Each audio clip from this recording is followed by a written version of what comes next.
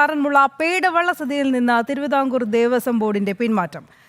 ഈ നടത്തിപ്പിൽ നിന്നാണ് ബോർഡ് പിന്മാറിയിരിക്കുന്നത്. 250 രൂപ മുൻകൂട്ടി ബുക്ക് ചെയ്തവർക്ക് പണം തിരികെ നൽകാൻ ബോർഡ് തീരുമാനിച്ചിട്ടുണ്ട്. പള്ളിയോട സേവാ സംഘത്തിന്റെ എതിർപ്പിനെ തുടർന്നാണ് ഈ തീരുമാനം വന്നിരിക്കുന്നത്. മിഥുൻ മുരളി ചേരുന്നു വിവരങ്ങളുമായി. മിഥുൻ, ഭക്തർക്ക് അടുത്ത എതിർപ്പ് തിരുവിതാംകൂർ ദേവസ്വം ബോർഡിന്റെ നീക്കത്തിന് പിന്നാലെ രേഖപ്പെടുത്തിയിരുന്നു. പള്ളിയോട സേവാ സമിതിക്ക് ഒപ്പം നിന്നിരുന്നു ഭക്തരും.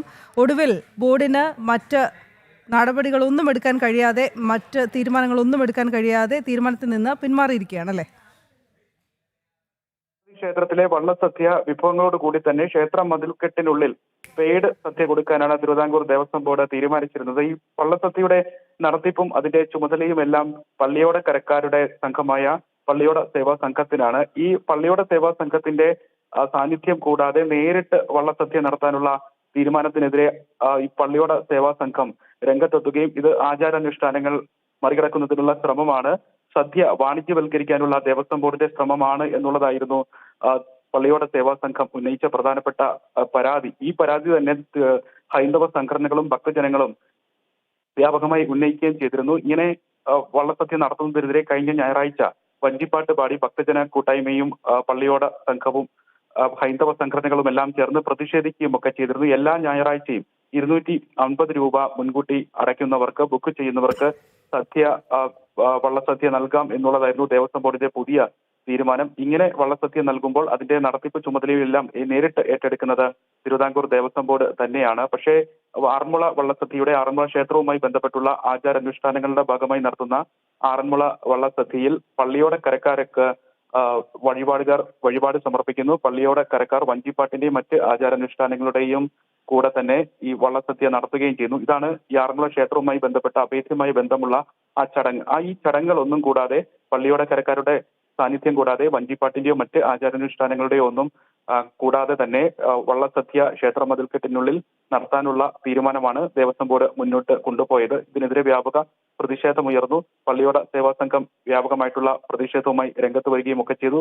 ഇതിന്റെയൊക്കെ അടിസ്ഥാനത്തിലാണ് ഇപ്പോൾ ഈ പെയ്ഡ് വള്ളസദ്യ വേണ്ട എന്നുള്ള തീരുമാനത്തിലേക്ക് തിരുവിതാംകൂർ ദേവസ്വം ബോർഡ് എത്തിയിരിക്കുന്നത്. ഈ ഞായറാഴ്ചയും പെയ്ഡ് വള്ളസദ്യ നാളെ നടത്താൻ ഉദ്ദേശിച്ചിരുന്നു. ഇങ്ങനെ മുൻകൂട്ടി ബുക്ക് ചെയ്തവർക്ക് 250 രൂപ അടച്ചവർക്ക് അത് തിരികെ നൽകാനും ദേവസ്വം ബോർഡിന്റെ തീരുമാനം ഉണ്ടായിട്ടുണ്ട്. വലിയ പ്രതിഷേധത്തിന്റെ ഭാഗമായി ഇന്നലെ ചർച്ചയ്ക്ക് പള്ളിയോട സേവാ സംഘത്തെ തിരുവനന്തപുരത്ത് ദേവസ്വം ബോർഡ് വിളിച്ചിരുന്നു. അങ്ങനെ ദേവസ്വം ബോർഡും പള്ളിയോട സേവാ സംഘവും തമ്മിലുള്ള ആ ചർച്ച പരാജയപ്പെടുകയും പള്ളിയോട സേവാ സംഘം ആളുകൾ ആ ചർച്ചയിൽ നിന്നും മടങ്ങി ആറന്മുളയിലേക്ക് പോരുകയും ചെയ്തിരുന്നു. ഇതിന്റെ എല്ലാം ഭാഗമായിട്ട് ഇന്നലെ രാത്രിയോട് കൂടിയാണ് ഈ പെയ്ഡ് വള്ളസദ്യ വേണ്ട എന്നുള്ള തീരുമാനത്തിലേക്ക് ദേവസ്വം ബോർഡ് കടക്കുകയും ചെയ്തത്. ഇനിയിപ്പോ 250 രൂപ മുൻകൂട്ടി അടച്ചവർക്ക് തിരികെ നൽകാൻ തിരുവിതാംകൂർ ദേവസ്വം ബോർഡ് തീരുമാനിച്ചിട്ടുണ്ട്. പെയ്ഡ് വള്ളസദ്യ വേണ്ട എന്നുള്ള തീരുമാനത്തിലേക്കും എത്തിയിട്ടുണ്ട്. പാഞ്ചജന്യം ഓഡിറ്റോറിയത്തിൽ KSRTC-യുമായി സഹകരിച്ചുകൊണ്ട് പള്ളിയോട സേവാ സംഘവും ക്ഷേത്ര മതിൽക്കെട്ടിന് പുറത്ത് പാഞ്ചജന്യം ഓഡിറ്റോറിയത്തിൽ ഈ വള്ളസദ്യ നൽകുന്നുണ്ട്. അത് അടുത്ത വർഷം മുതൽ വേണ്ട എന്ന് തീരുമാനിക്കുമെന്നും പള്ളിയോട സേവാ സംഘവും നേരത്തെ അറിയിച്ചിട്ടുണ്ടായിരുന്നു. എന്തായാലും ആചാരാനുഷ്ഠാനങ്ങൾക്ക് മേലുള്ള തിരുവിതാംകൂർ ദേവസ്വം ബോർഡിന്റെ ആ കടന്നുകയറ്റം വ്യാപകമായ പ്രതിഷേധത്തിനൊടുവിൽ വേണ്ട എന്നുള്ള തീരുമാനത്തിലേക്ക് എത്തിയിരിക്കുന്നു.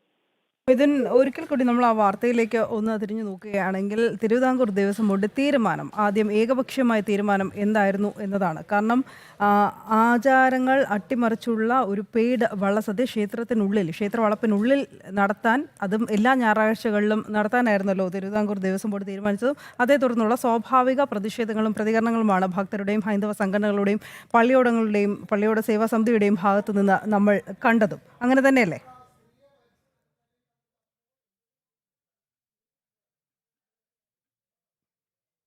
ശ്രമിക്കുന്നു. ആചാര അനുഷ്ഠാനങ്ങളുടെ ഭാഗമാണ് ഈ ആറന്മുള വള്ളസദ്യ എന്ന് പറയുന്നത്. അതിന് ആറന്മുള ക്ഷേത്രത്തിന്റെ ആചാരാനുഷ്ഠാനങ്ങളുമായി അഭേദ്യമായ ബന്ധമുണ്ട്. 52 പള്ളിയോട കരക്കാരുടെ ആചാരാനുഷ്ഠാനങ്ങളുടെ ഭാഗമായി നടത്തുന്ന ഒരു ചടങ്ങാണ് ഈ വള്ളസദ്യ എന്ന് പറയുന്നത്.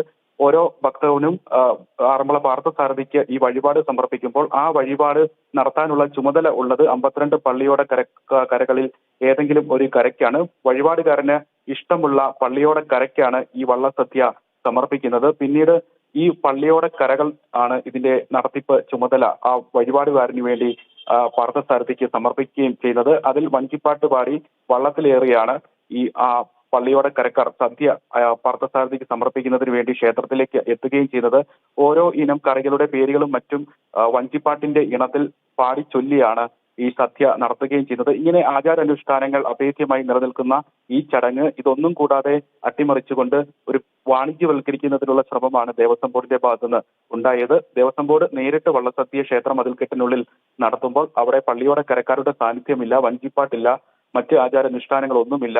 250 രൂപ അടച്ച് മുൻകൂട്ടി ബുക്ക് ചെയ്യുന്നവർക്ക് ആർക്ക് വേണമെങ്കിലും 250 രൂപയ്ക്ക് ഇവ പെയ്ഡ് ആയിട്ടുള്ള വള്ളസദ്യ നൽകുന്നതിനുള്ള തീരുമാനം അത് ആചാരാനുഷ്ഠാനങ്ങൾ അട്ടിമറിച്ചുകൊണ്ട് ഹൈന്ദവ വിശ്വാസങ്ങൾക്ക് മേലുള്ള കടന്നുകയറ്റമാണ്, വാണിജ്യവൽക്കരിക്കാനുള്ള ശ്രമമാണ് നടക്കുന്നത് എന്നുള്ളതായിരുന്നു പള്ളിയോട സേവാ സംഘവും ഒപ്പം വിവിധ ഹൈന്ദവ സംഘടനകളും ചൂണ്ടിക്കാട്ടിയത്. ഭക്തജനങ്ങൾക്കിടയിലും വ്യാപകമായ പ്രതിഷേധം ഉയർന്നിരുന്നു. പള്ളിയോട കരകളിൽ 52 കരകളിലും വലിയ പ്രതിഷേധമായിരുന്നു ഉയർന്നിരുന്നത്. ഇതിന്റെ എല്ലാം ഒരു അടിസ്ഥാനത്തിലാണ് ഈ ഒരു തീരുമാനത്തിൽ നിന്ന് ദേവസ്വം ബോർഡിന് പിന്മാറേണ്ടി വന്നത്. ശരി മിഥുൻ.